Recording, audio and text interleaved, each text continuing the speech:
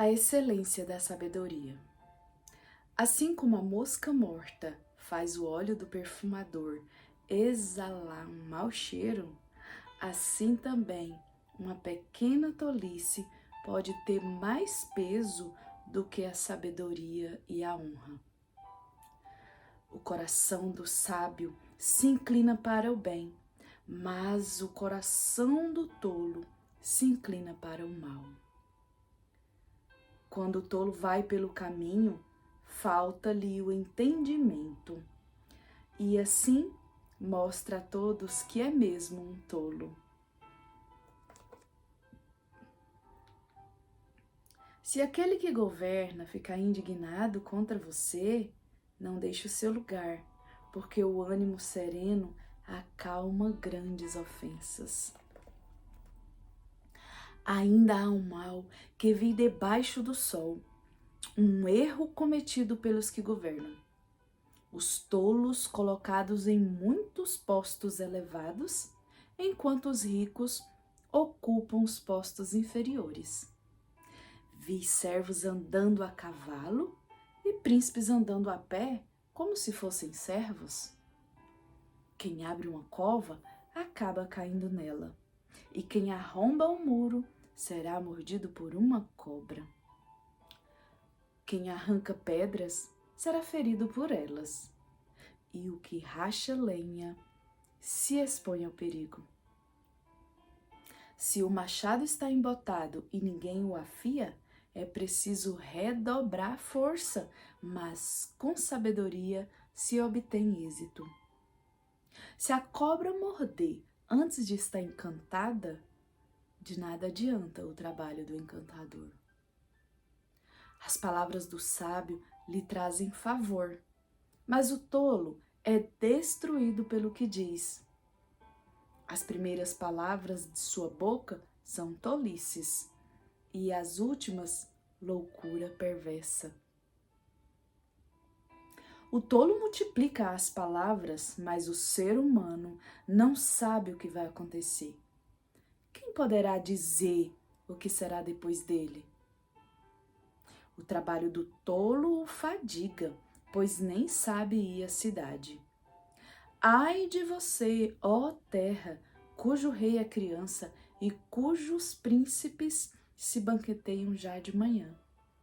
Feliz é você, ó terra, cujo rei é filho de nobres e cujos príncipes se sentam à mesa a seu tempo para refazer as forças e não para se embriagar. Por causa da preguiça, o teto desaba, e por causa dos braços cruzados, a casa tem goteiras. As festas são feitas para rir, o vinho alegra a vida, e o dinheiro dá conta de tudo.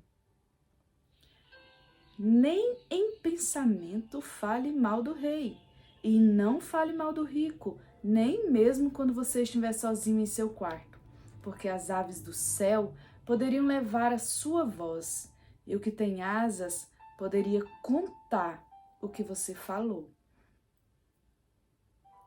A conduta prudente do sábio. Lance o seu pão sobre as águas, porque depois de muitos dias você o achará. Reparta com 7 e até mesmo com 8, porque você não sabe o mal que lhe sobrevirá à terra. Se as nuvens estão cheias, derramam chuva sobre a terra. Se uma árvore cair para o sul ou para o norte, no lugar em que cair, aí ficará. Quem somente observa o vento nunca semeará, e o que olha para as nuvens nunca fará colheita. Assim como você não conhece o caminho do vento, nem sabe como se formam os ossos no ventre da mulher grávida, assim também não entende as obras de Deus, que faz todas as coisas. Semeia sua semente de manhã e à tarde, não fique de braços cruzados, porque você não sabe qual irá prosperar, se esta, se aquela, ou se ambas serão igualmente boas. Doce é a luz e agradável aos olhos é ver o sol. Mesmo que alguém viva muitos anos, deve alegrar-se em todos eles. Contudo, deve lembrar-se de que há dias de trevas, que serão muitos, e que tudo que virá é vaidade. A mocidade. Alegre-te, jovem, na sua mocidade, e que o seu coração lhe dê muita alegria nos dias da sua juventude. Ande nos caminhos que satisfazem ao seu coração e agradam aos seus olhos.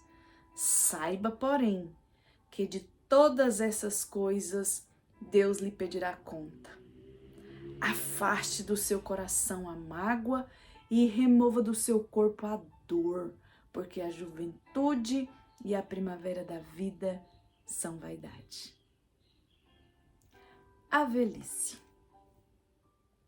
Lembre-se do seu Criador nos dias da sua mocidade, antes que venham os dias maus e cheguem os anos que você dirá, não tenho neles prazer.